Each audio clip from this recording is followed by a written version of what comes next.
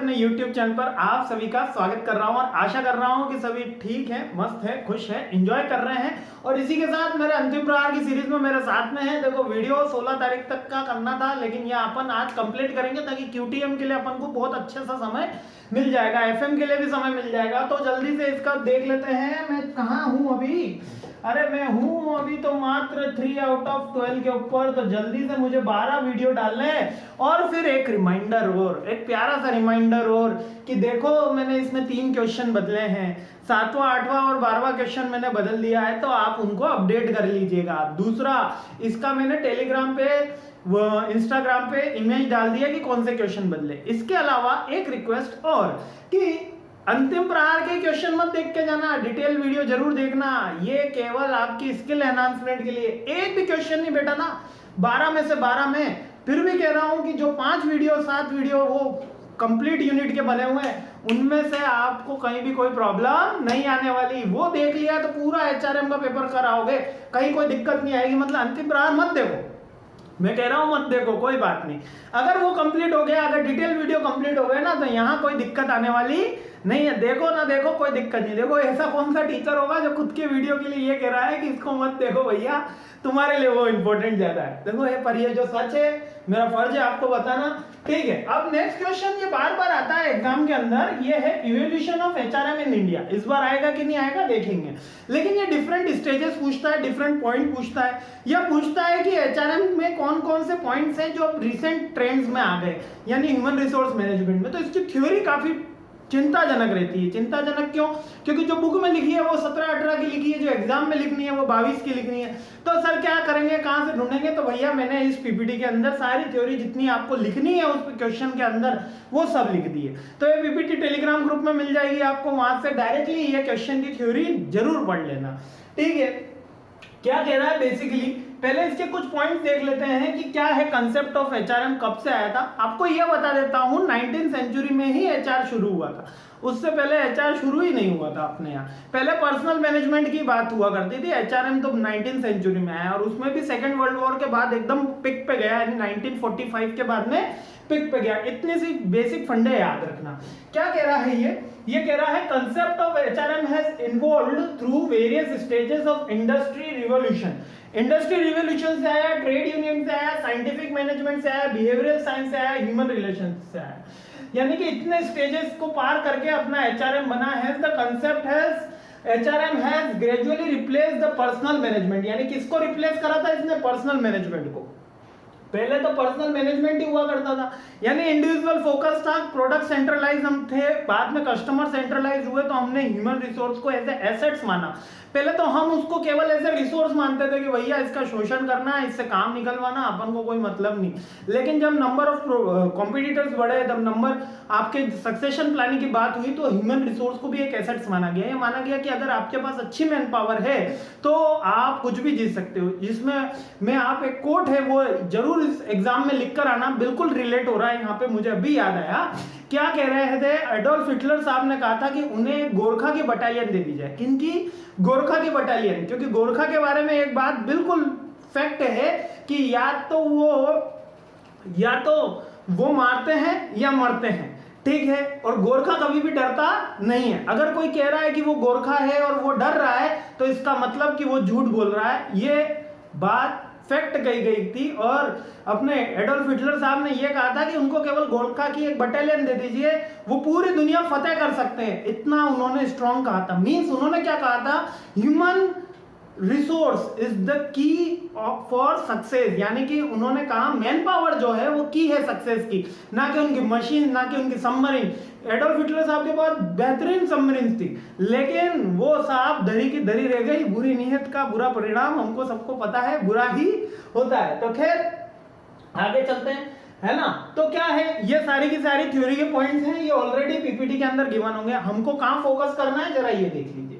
हमको फोकस करना है ये HR के न्यू डायमेंशंस, HR के न्यू पॉइंट्स। ये पहला पॉइंट क्या कह रहा है? ये कह रहा है कि अब एचआरएम में इंडिया में इन्वेस्टिंग होता है टैलेंट के ऊपर, यानी employees experience, investing in talent, यानी कि आपको क्वालिटी एम्प्लॉय चाहिए ना, तो अब ऑर्गेनाइजेशन पेमेंट देने को रेडी है कि हाँ हम उसको हायर पैकेज देंगे, हाँ हम उनको हायर सैलरी देंगे, यानी कि टैलेंट के अंदर इन्वेस्टमेंट करेंगे। तभी तो एक आईआईएम वाले एमबीए करने वाले को लाखों का पैकेज लग जाता है, कहीं कहीं करोड़ पार कर जाते हैं, 80-80 लाख लग जाते हैं, और एक कॉलेज वाला जो है बेचारा वो 30-40 लाख भी नहीं पैकेज उठा पाते। उठा रहे हैं भैया 3 लाख 4 लाख 5 लाख, कॉलेज वालों ने होर्डिंग लगा दिया और काफी खुश हो गए। अरे देखो ना जो एमबीए आप कर रहे हो वो आईआईएम वाले कर रहे हैं, जो असाइनमेंट आपको मिल रहे हैं वो उनको मिल रहे हैं, जो बुक्स आप पढ़ रहे हैं इवन वो पढ़ रहे हैं, जो सिलेबस आपका है वो उनको पढ़ रहा है। बस टीचर का डिफरेंस है, जो फैकल्टी उनके पास है वो अपने यहाँ नहीं है, वो जो एक्सपीरियंस फैकल्टी क्रीम फैकल्टी लेके बैठे हैं वो हमारे पास नहीं है, जो प्रैक्टिकल ट्रेनिंग वो दे रहे हैं वो हम नहीं दे पा रहे। वो देते हैं आपको 1000 रुपए, बहुत से आईआईएम वाले बंदे मिलते हैं सर 1000 रुपए पकड़ा देते हैं, फिर बोले क्या करते हैं, बोले जाओ इसके 2000 बना के लाओ। ऐसा किया क्या कभी किसी कॉलेज वालों ने? कोई रोज की डेली एक्टिविटी करी, रात को एक पोटी सी बुक पकड़ा दी और कहा कि सुबह जाइए और इसके नोट्स बना के लेकर आइए।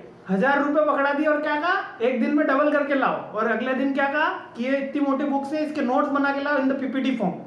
किया क्या? कोई प्रैक्टिकल ट्रेनिंग कराई क्या? नहीं कराई, बोल दिया कि भैया ये असाइनमेंट करने। खैर ये अलग पार्ट है, किसी दिन इस पे भी बात करेंगे। लेकिन इन्वेस्टिंग इन टैलेंट, यानी कि if you have a great skill then company is ready to pay. Company payment करना चाहती है लेकिन आपके अंदर वो स्किल होनी चाहिए। Then bracing for diversity. Bracing का मतलब होता है रिलेशनशिप।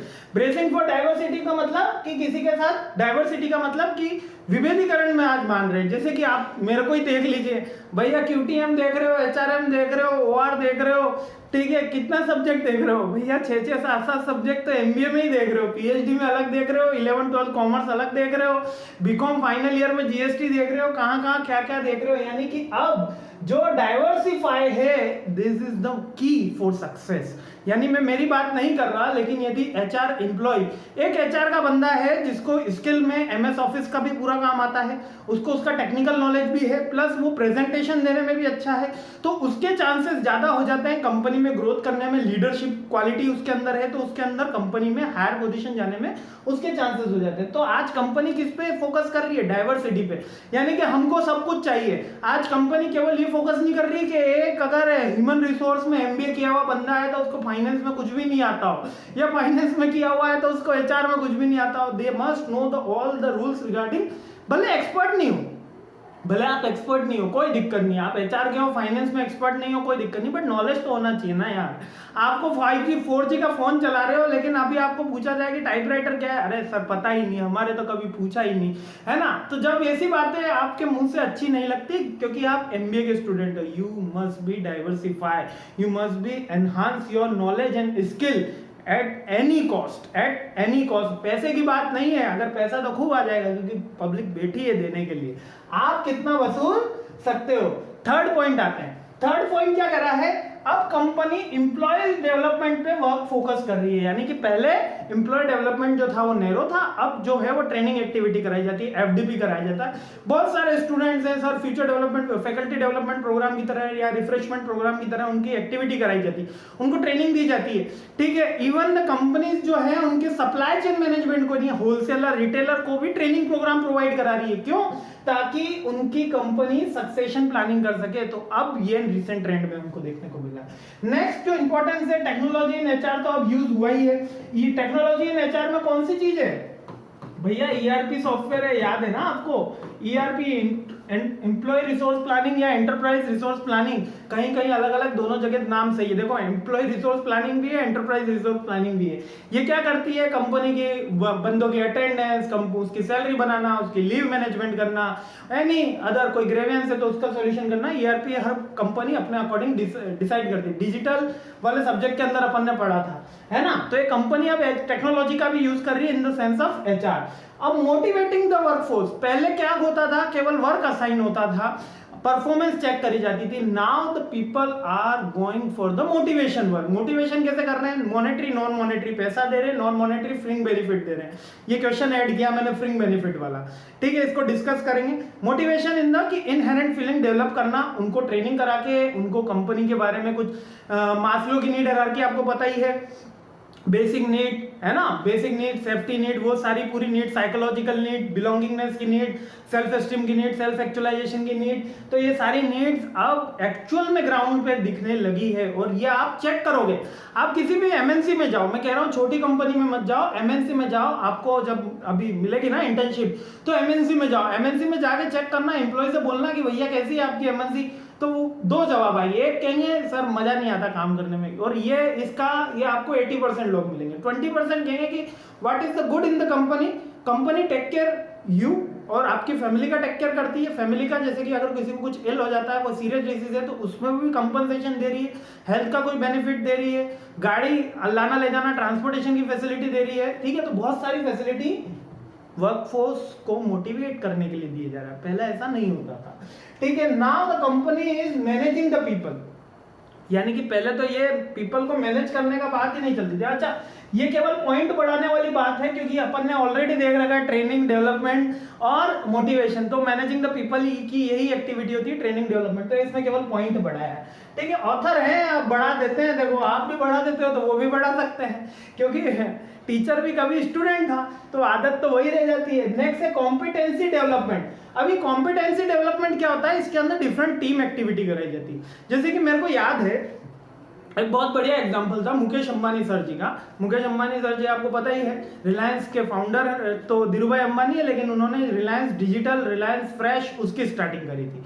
तो रिलायंस फ्रेश की जब उन्होंने स्टार्टिंग करी, तो मुझे याद है कि उदयपुर में जो था रिलायंस फ्रेश, वो राजस्थान में पहले खुला, यानी कि फर्स्ट, यानी कि कोशिश उनकी किस तरीके से करी गई, उन्होंने सारी टीम मेंबर्स को बुलाया जो भी रिलायंस फ्रेश मैनेजर के कोऑर्डिनेटर्स थे, और वहीं के उन्होंने मुझे स्टोरी बताई, मैं आज आपको बता देता हूं। उन्होंने बोला कि द वॉर इज बिगिन, यानी कि जंग शुरू हो गई है, अब मैंने टीम असाइन कर दी है, पैसा दे दिया, तुम्हें रिसोर्सेज दे दिया, अब तुमको रिलायंस फ्रेश खोलना है, जगह जगह जाके खोलना है।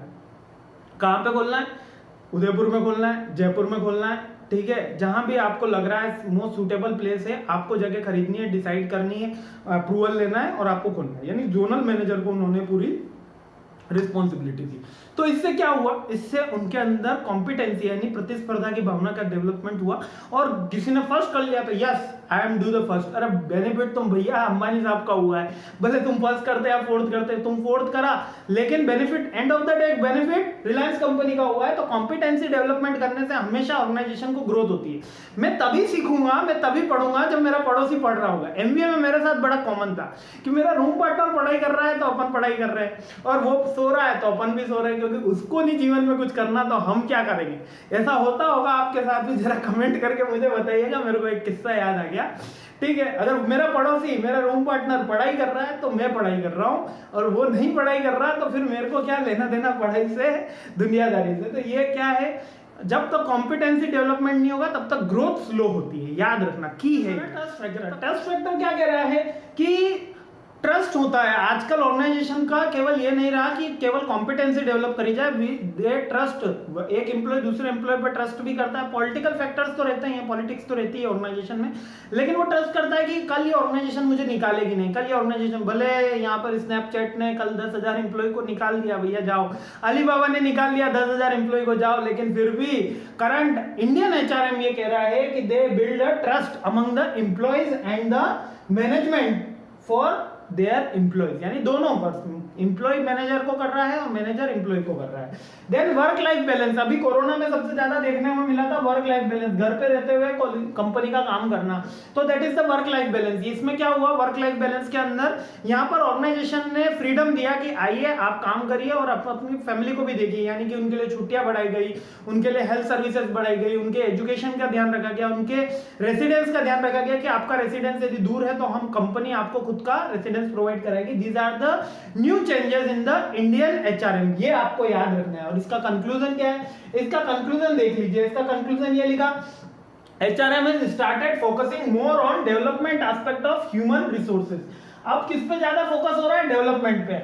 HRM emphasis on harmonious balance between the employee demand and organisational requirement, यानी एम्प्लॉय की जो डिमांड है और ऑर्गेनाइजेशनल रिक्वायरमेंट है, इन दोनों के बीच में एक रिलेशनशिप बिल्ड करना, हार्मोनियस रिलेशनशिप यानी मधुर रिलेशनशिप बिल्ड करने की बात, यानी एक तो डेवलपमेंट की बात हो रही है, हार्मोनियस रिलेशनशिप बिल्ड करने की बात हो रही है, और डेवलपमेंट और HRM in India is now occupied a centre stage of its growing, यानी कि अब सेंटर स्टेज में आ गया है। एचआरएम का जो पार्ट है, human resource management is the crime हो गया, मतलब प्राइम फैक्टर हो गया है एक ऑर्गेनाइजेशन के अंदर कि एचआर आपका कैसा है, एचआर डिपार्टमेंट कैसा है, क्योंकि एचआर के लिए काफी ज्यादा वाइटल स्कोप हो गया, क्योंकि अब हम एचआर पे ज्यादा फोकस कर रहे हैं।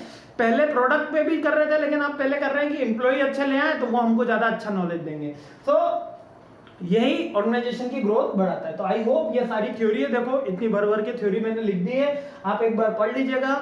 और ये वाले वीडियो को मैं ये पीपीटी जल्दी टेलीग्राम ग्रुप के ऊपर अपडेट हो जाएगी, और यहाँ से पीपीटी प्लीज आप एक बार चेक कर लेना, क्योंकि अगर आपको ये पूरा क्वेश्चन आया ना, evolution of HRM in India, तो वो 9-10 पॉइंट के अलावा थोड़ा सा कंक्लूजन के अलावा पूरी थ्योरी लिखनी है ना। वो थ्योरी में समझने में कुछ नहीं, facts and figure normal data लिखा हुआ है, आप पढ़ोगे आपको याद हो जाएगी। और जल्दी मिलते हैं नेक्स्ट वीडियो में। जय हिंद।